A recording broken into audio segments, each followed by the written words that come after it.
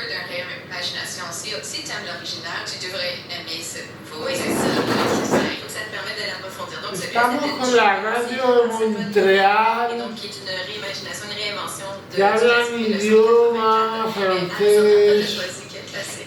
Le classique, c'est The Haunting of Hill. The Haunting of Hombre Hill House. lobo en Mais París. The Haunting of Hill House by Shirley Jackson, c'est l'original. Et le nouveau, c'est A Haunting on the Hill. Alors, tu vois, c'est comme presque le même titre. Es by sin Elizabeth verme, Taylor. Une pero autre façon de faire des réimaginations. con la medicación se le riza Donc, prendre le personnage y comme le le personnage crece el principal. pelo Et ça, c'est del plus comme un script, c'est une pecho. continuation de le texte original.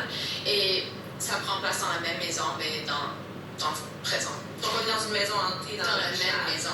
La première en Montréal. Hill House qui est adapté souvent. Souvent, ouais. Ouais, parce que c'était tellement important. Oui, mais Shirley Jackson a vraiment réinventé No han les bajado maisons hantées dans la littérature un dans le miligramo 20e siècle. desde D'écrire une histoire de maison hantée sans el être 19 c'est un peu ça qu'Elizabeth que Hannah está fait, no parce que tanta quand on pense à matrículas, la maison hantée, c'est vraiment à la no texte tanta población ni tan caro, Oui, et que la maison hantée a une personnalité. Pero- C'est pas comme remplie de fantômes, c'est plus la maison qui Elle-même. c'est tiene a tiempo real. Oui, puis elle parlait aussi de la maladie mentale dans son horreur qui était très originale. Oui, c'est vraiment, c'est la maison hantée, il va chercher tes insécurités, la trauma, et particulièrement les femmes qui rentrent dans la maison, parce que la maison, c'est vraiment une place terrifiante pour une femme. C'est ça qu'elle veut dire. Et celui-là, il est terrifiant, non? Oh my god, tellement terrifiant, parce que quand j'étais...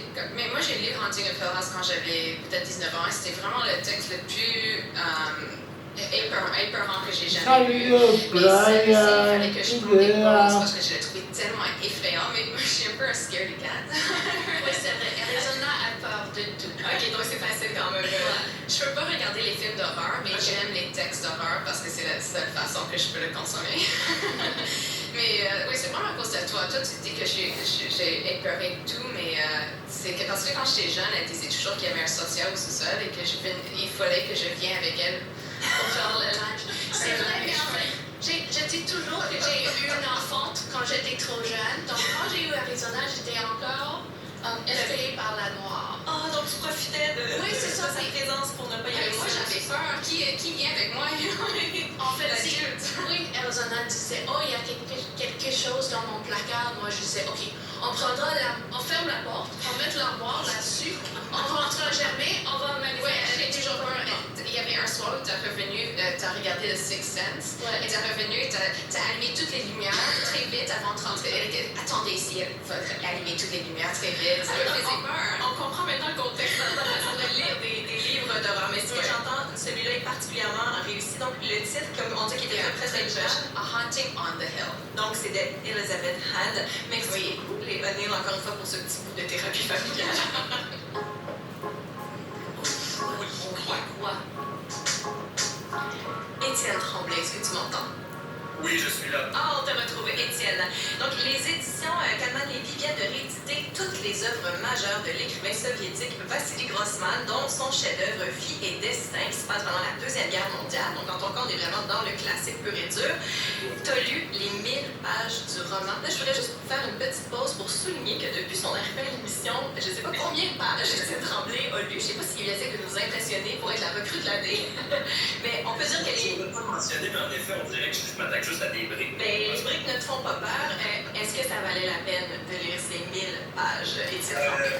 Honnêtement, je dirais oui, là, sans hésiter. Vraiment, si on a juste un livre à lire pour comprendre la grande tragédie du 20e siècle, la Deuxième Guerre mondiale, moi, je dirais c'est celui-là. Puis, dans les fêtes arrivent, si vous cherchez un projet historique, puis que ça vous fait pas peur la Deuxième Guerre mondiale, allez-y, vous n'allez pas vous ennuyer. Puis, c'est le fun des rééditions. C'est un vieux livre dont je parle aujourd'hui, mais c'est l'occasion d'amener des nouveaux lecteurs à des livres qui sont parus de longtemps. Puis, ça a été le cas pour moi.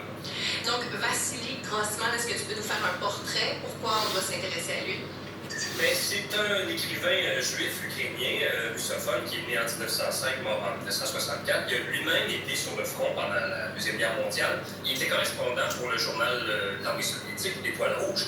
Donc, il a lui-même vu de ses yeux vu la bataille de Stalingrad. Il a même fait partie des premiers soviétiques à découvrir les camps de la mort nazis. Il était à Treblinka lui-même.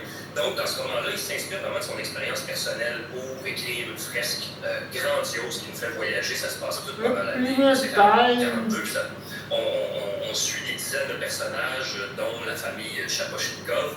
On est dans des combats de rue à Stalingrad, dans les camps de prisonniers allemands, dans les goulags, les ghettos juifs, dans les bureaux de la police politique à Moscou. On est vraiment partout. Et donc, il a fallu plusieurs années avant que ce soit publié. Est-ce que de son vivant, il a connu la publication de ce roman-là? Non, malheureusement, il n'y a pas. J'avais envie de vous raconter un peu l'histoire de la publication parce que c'est vraiment un roman d'espionnage en soi, mais il n'a pas vu la publication de son livre. En 1961, il y a 5 policiers du KGB qui sont venus cogner chez lui pour confisquer non seulement son roman, les manuscrits, mais les tapisseries, les brouillons et même les rouleaux d'encre de ses machines à écrire. Ah, OK. Oui, non, c'était vraiment, il prenait ça au sérieux, le KGB. Et Grossman, visiblement, il s'y attendait, puis il a dit tout de suite, il y a une autre copie chez un tel, vous allez les chercher. Mais, puis il a fait ça pour pas éveiller les soupçons, mais il avait caché 2 autres copies chez des amis qui, mutuellement, ne savaient pas qu'ils possédaient chacun un exemplaire du livre. Il a fait des pieds et des mains pour essayer d'obtenir la liberté pour son roman. Il a même écrit une lettre à Khrouchtchev, mais rien à faire. Grossman est mort sans avoir vu son roman être publié. Une vingtaine d'années passent. Après ces années en dessous d'un lit dans un sac d'oignons, le manuscrit est enfin transféré sur des microfilms. Les plus d'entre nous savent de quoi je parle. Et ces microfilms-là ont été donnés à un diplomate autrichien qui réussit à les sortir du RSS, les amener à Vienne, de Vienne à Paris, de Paris à Lausanne, où l'éditeur des éditions L'Âge d'Homme, qui se spécialise dans la littérature slave, qui existe encore aujourd'hui, l'éditeur a patiemment retranscrit pendant des semaines les microfilms du roman pour enfin publier le roman en russe en 1980. Et dernière aventure dans l'histoire de la publication, en 1980, l'éditeur s'en va à la foire du livre de Francfort avec quelques centaines de copies du livre. Il se fait un beau présentoir à son stand. Et là, il y a des officiers du KGB en civil qui arrivent complètement ébahis, qui voient le roman de Grossman et ils ont acheté tous les exemplaires du livre à ce stade. 20 ans plus tard encore, c'était aussi important. Qu'est-ce qui est de si dangereux dans ce livre-là? Pourquoi ça s'est intéressé autant? Il y a beaucoup de choses dangereuses, mais si j'avais à résumer, le problème aussi pour l'État soviétique, c'est que le livre de Grossman, il ne colle pas au récit officiel du Kremlin. Grossman, il raconte la guerre comme il l'a vu lui-même et il la raconte de manière réaliste. C'est ça qui en fait un si bon roman pour le lecteur. C'est un document, c'est à la fois un document historique, mais aussi un livre profondément humain sur les gens qui ont vécu cette double tragédie-là de la Seconde Guerre mondiale et de la violence de l'État soviétique. Puis encore aujourd'hui en Russie, c'est un livre qui est très peu lu parce que ça met en scène des sujets qui sont toujours tabous en Russie, c'est-à-dire les similitudes entre le régime nazi et soviétique, les répressions staliniennes, le goulag, la famine en Ukraine qu'on appelle là-bas le Lodomor. Puis on pourrait résumer la thèse centrale du livre comme ça, c'est ça qui dérangeait à l'époque, c'est que toute tentative d'imposer à l'humanité un bien général obligatoire absolu, ça ne peut que conduire à la catastrophe. Et c'est ça qui dérange en URSS. Donc, il y a quand même de la philosophie politique là, à travers ce roman-là, non? Oui, quand même pas mal, mais pour parler aux auditeurs auditrices qui nous écoutent, il y en a vraiment pour tout le monde, je pense, dans ce livre-là. C'est autant les amateurs d'histoire que les amateurs de romans russes du 19e siècle, comme Tolstoï et Dostoïevski, vont adorer ça. Grossman lui-même, il s'inspirait, il en parle ouvertement, il s'inspirait de Guerre et paix de Tolstoï pour écrire son livre, le titre Vie et destin. Oui, on comprend la référence. La référence est assez explicite. Puis on a des débats, de la politique, mais c'est aussi des magnifiques tableaux de la steppe russe, des paysages au-delà du cercle polaire. C'est des personnages avec une psychologie complexe qui cherchent à faire sens de ce qu'ils vivent, de l'oppression politique, des dilemmes moraux, etc. Et pourquoi est-ce qu'on devrait faire comme toi, Étienne Tremblay, et relire Vie et destin en 2023?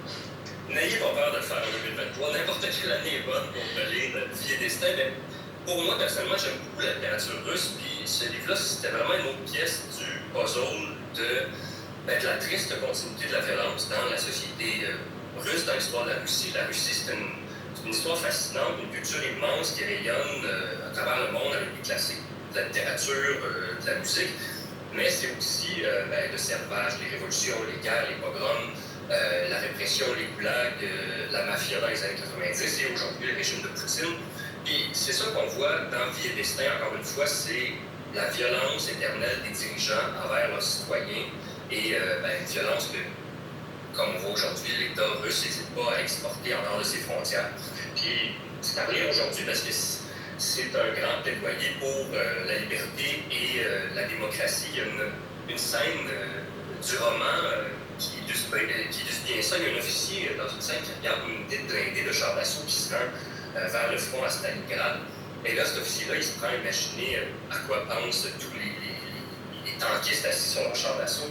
C'est un romancier soviétique qui aurait été approuvé par le régime, il aurait peut-être écrit quelque chose comme leurs esprits débordaient de confiance et étaient tendus vers une seule chose, la victoire sur l'ennemi, un truc du genre. Mais Grossman, lui, il écrit un tankiste chantonne, un autre les yeux mi-clos, et plein d'effrois et de pressentiments funestes. Le troisième pense à sa maison, le quatrième mange du pain, du saucisson et pense à son saucisson. Le cinquième, la bouche ouverte, cherche à identifier un oiseau sur un arbre. Le sixième se demande avec inquiétude s'il n'a pas vexé son copain la veille en lui répondant grossièrement. Et ça continue comme ça dans son énumération. On est loin d'une propagande officielle de l'État où tout le monde est tendu vers un but. Puis Grossman, quelques paragraphes plus loin, il écrit une phrase qui résume bien la pensée de ce livre-là. Il écrit « Un seul objectif détermine le sens des grands conglomérats humains, gagner pour les hommes le droit d'être dissemblables, de sentir, de penser, de vivre, chacun à sa manière. » Alors voilà, c'est Étienne Tremblay qui nous parlait de Vie et Destin de Vassili Grossman qui vient d'être réédité chez Canon Lévy. Merci beaucoup, Étienne Tremblay, pour ce courage. Vous avez fait un plan pour les temps des fêtes. Exactement. Et on se dit à la prochaine brique, Étienne. Restez avec nous parce que dans un instant, c'est le comédien Steve Gagnon qui répond à la question « On lit quoi ?»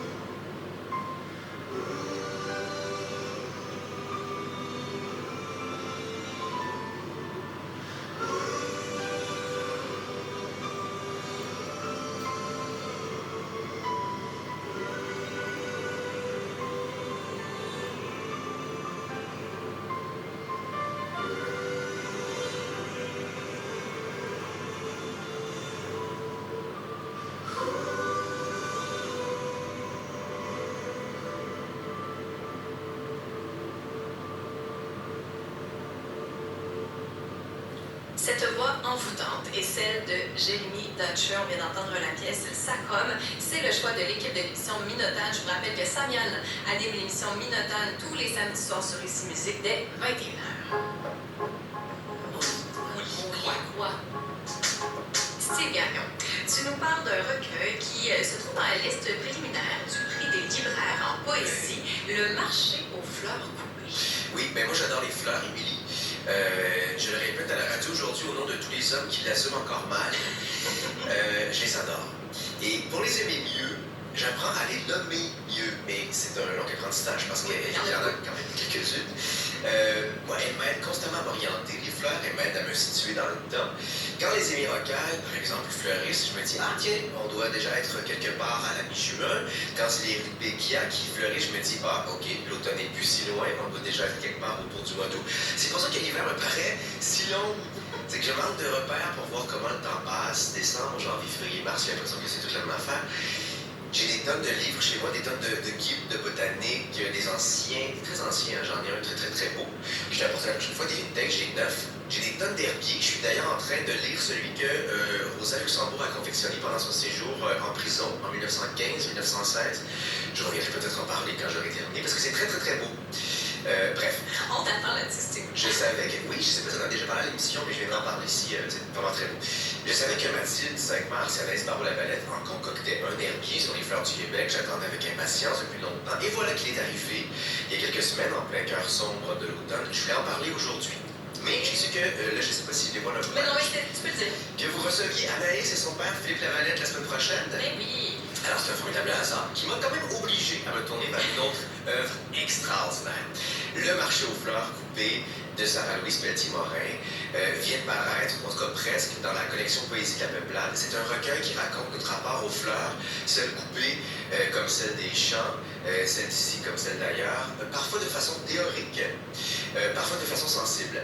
Presque au début du livre, Sarah-Louise Pelletier-Morin réclame moins de poésie dans un poème. Et c'est tout à fait, vraiment parce que c'est tout à fait à l'image des pages qui vont suivre. Il ne faut pas lire Le marché aux fleurs coupées avec une avidité de métaphores renversantes et d'images jolies. Ce n'est formidablement pas ça. Avec beaucoup de talent, de tact, de douceur, l'autrice, pour qui c'est quand même, c'est un premier recueil de poésie, à moins que je me trompe, décortique les rapports qui nous lient aux fleurs et aux flores. Elle qui clairement, a toujours eu un rapport très intime à la nature. Je vais vous lire un exemple très concret de la manière brillante dont elle le fait. Elle écrit « On n'est ni pour ni contre elle. Dans de rares cas, elles indiffèrent. Un jour, un homme m'a dit qu'il serait trop long de faire le détour par les jardins. » Bon, on s'entend qu'il n'y a aucun jugement dans ces quelques lignes-là, pas de métaphore, pas d'état d'âme, mais quand même, moi, ça me donne des frissons. Mais les gens, c'est pas le bon, ce gars-là. C'est ça. Bon. Non, et puis elle ne fait pas de commentaires, c'est que ça. Et moi, j'ai senti tout à coup de façon extrêmement puissante toute l'absurdité de rester indifférent devant des spectacles bouleversants de couleurs, de formes, d'odeurs. Alors, sans qu'elle ait condamné quoi que ce soit, moi je me suis mis à hurler dans mon salon. Mais voyons donc! Qu'on y a chiant, on fait le détour par des jardins, Albert! Et je me suis juré de toujours choisir les chemins fleuris. C'est un tour de force qu'elle exécute sur 200 pages, parler de fleurs sans jamais tomber ni dans l'émotivité, ni dans le romantisme, ni dans la candeur. D'ailleurs, elle reproche beaucoup aux époques, aux sociétés avant nous d'avoir souvent associé femmes et fleurs, mais tu sais, aussi fragilité, pureté, bon, tout ça. Fragile comme une rose. Voilà, belle comme une rose. Alors, elle tombe pas dans l'arrogance, mais pas dans les bonnes manières non plus. Voici un autre exemple de sa grande sobriété efficace. Mon père est mort avant que je ne sache parler. Plus je vieillis, plus on me dit qu'il me ressemble, que nous avons les mêmes défauts et les mêmes qualités. Il est étrange de porter en soi une personne qu'on n'a pas connue. Lorsque je reçois un bouquet de fleurs, je pense aussitôt au moment où il faudra m'en départir. Je ne sais pas éprouver les choses autrement que par le manque, la perte, le deuil à venir. Tu le sais, Billy, wow. J'aurais pu écrire exactement ces lignes-là. Je comprends que la rencontre a eu lieu. Mais c'est très sobre. Tu vois, il n'y a pas d'image, pas de métaphore, mais quand même, moi, ça m'a vraiment chaviré. Il y a donc dans le livre des poèmes d'une très grande simplicité qui, pourtant, grâce à son talent, m'ont bouleversé. Il y a des passages plus intimes qui sont très beaux, mais ce que j'ai trouvé le plus percutant dans ce recueil-là, c'est le discours plus politique. Et ça, je m'y attendais pas, parce que, bon, on lit un recueil. Dans la poésie. Ouais, de poésie sur les fleurs, on me dit, bon, ben, mais non, il y a un grand discours politique, social, écologique, toujours avec énormément d'élégance. Elle met de l'avant, Sarah-Louise Pelletier-Morin, dans une série de poèmes, la violence et l'incongruité du commerce des fleurs coupées. Ah, donc on revient au titre. Le marché des fleurs coupées. Je voulais une partie de la série de poèmes en question. 11 millions de douzaines de roses ont été importées au Canada en 2021. Ce sont 132 millions de tiges arrachées de leur terre. Nos fleurs proviennent principalement de l'Amérique du Sud, tandis que l'Afrique approvisionne le marché européen. Une Kenyane reçoit 83 $ par mois pour son travail au champ près du lac Nevacha. Le sol est arrosé de fongicides et de pesticides. On recommande aux habitants de ne pas boire l'eau des rivières. Certaines travailleuses ont des vêtements de protection, d'autres travaillent à peau nue. Elles développeront peut-être un cancer. Ne vous méprenez pas, ce métier est convoité. En mai 2022, au Québec, une mère reçoit un bouquet de roses livré par son fils qui travaille au salaire minimum. Le bouquet lui coûte 4,9 heures d'ouvrage. Le prix d'un bouquet de roses à Montréal dépasse le salaire mensuel d'une agricultrice kenyane. Le prix des fleurs augmente chaque année, qu'importe. Le prix des fleurs est une variable sans conséquence. Imagine une naissance sans fleurs, un bal sans fleurs, un mariage sans fleurs, une convalescence sans fleurs, un enterrement sans fleurs. La singularité des fleurs réside dans leur caractère proprement irremplaçable. Tu vois, on n'est plus du tout dans la poésie, on n'est pas dans le fleur bleu, dans le romantisme. Mais après, il n'y a pas de commentaires, il n'y a pas de point levé en l'air, il n'y a rien de très volontaire. C'est une œuvre qui est intelligente et touchante. Souvent, c'est écrit au-dessus. Ça, c'est vraiment intéressant aussi. Ça crée un genre de balade magnifique dans une forêt claire qui traverse plusieurs continents. Et à certains moments, la balade est très sensitive, comme on a pu le voir. À d'autres moments, elle fait plutôt appel à la conscience et à l'esprit. Donc, procurez-vous-le, offrez-le, semez-le partout autour de vous et surtout, essayons d'acheter plus souvent des fleurs locales et de saison. Il y a de plus en plus de serres qui nous permettent d'en avoir au Québec, même en hiver. Ah voilà, alors tu pourras être rassuré sur ta passion des fleurs. Merci beaucoup Steve Gagnon. Donc je rappelle le titre, c'est Le marché aux fleurs coupées, c'est de Sarah-Louise Pelletier-Morin. C'est publié à la Peuplade. Je vous invite à rester avec nous. En deuxième heure, je reçois la comédienne Émilie Bibeau. Également, on poursuit le banc d'essai avec Jessica Barker et Jean-Philippe Barry-Guerrard qui ont testé l'impact du rire dans leur vie et une entrevue avec l'auteur Alain Beaulieu.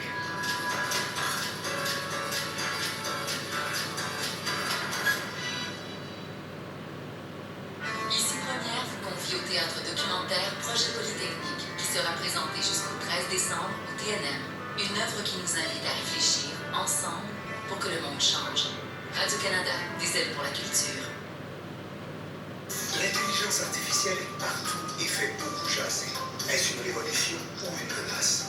L'intelligence artificielle décodée, une émission spéciale animée par Patrice Roy, jeudi 20h maritime 21h, sur ICI TV et sur ICI.tv.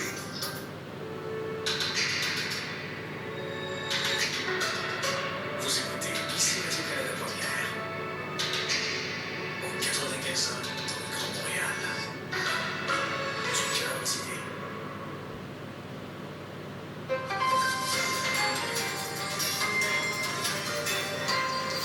Bonjour, ici Mélanie Hood.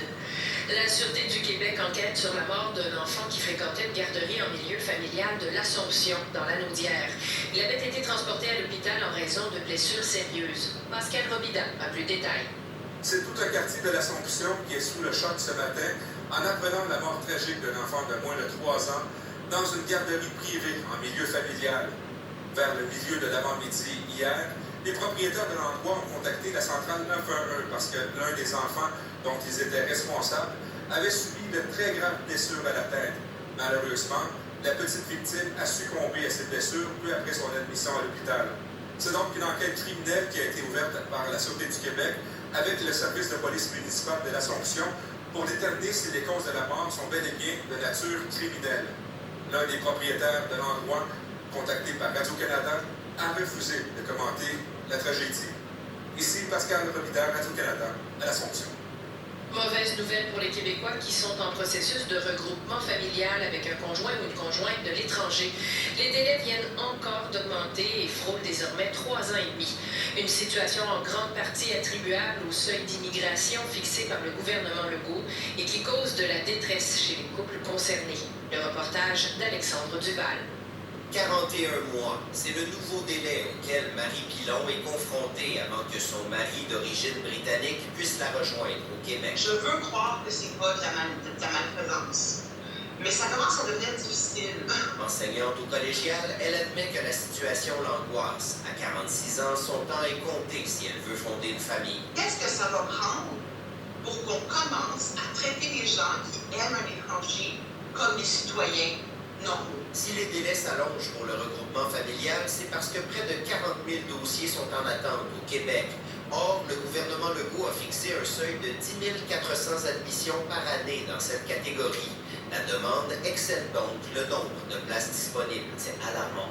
C'est inhumain. Le député libéral Monsef Déragi prévoit tenir une conférence de presse mercredi pour demander au gouvernement Legault de vider complètement les dossiers en attente dans la catégorie du regroupement familial. Derrière ces chiffres, il y a des êtres humains. À l'heure où la crise du logement est sur toutes les lèvres, Marie Pilon estime que l'argument ne tient pas la route pour le regroupement familial. J'ai mon propre chez nous. Le fait que mon mari vienne ici ne créera pas une crise du logement supplémentaire. Ailleurs au Canada, les délais pour parrainer un conjoint étranger sont de seulement 12 mois, presque 4 fois moins qu'au Québec.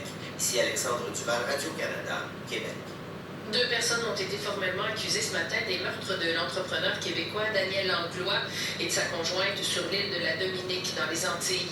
Notre envoyé spécial Yannick Dumont-Baron était au palais de justice de Roseau ce matin. Il nous rappelle d'abord qui sont les accusés.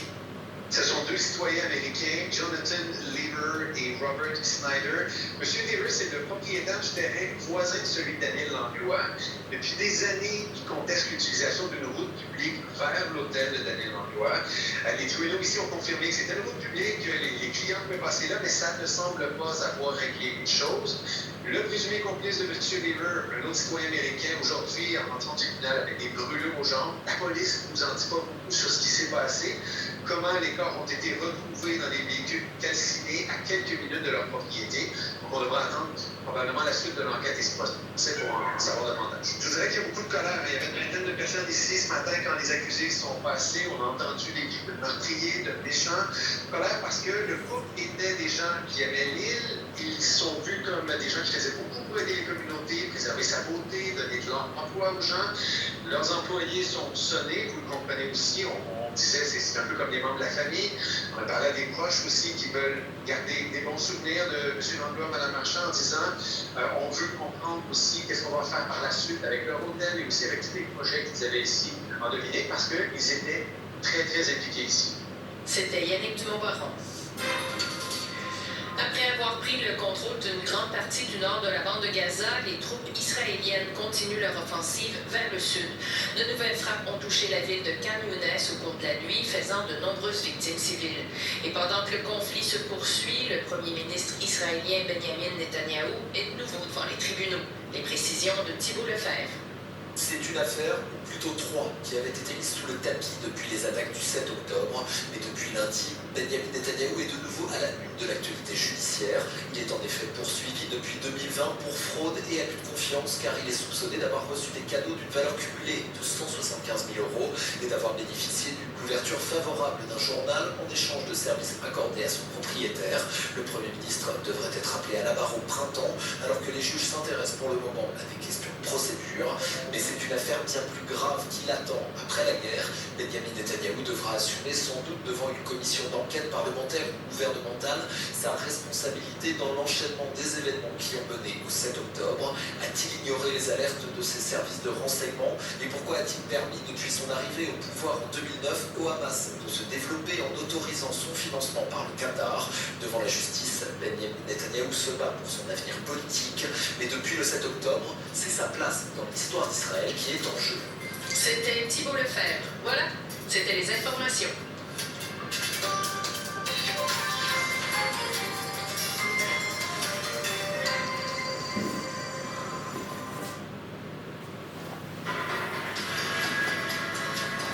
Ici Émilie Perrault, il restera toujours La Culture se poursuit avec la comédienne Émilie Bibeau pour la série web Cœur Vintage qui sort demain. Oui! Ton cœur est dans quel état en ce moment, Émilie? Heureux, fébrile, enthousiaste, content d'être ici.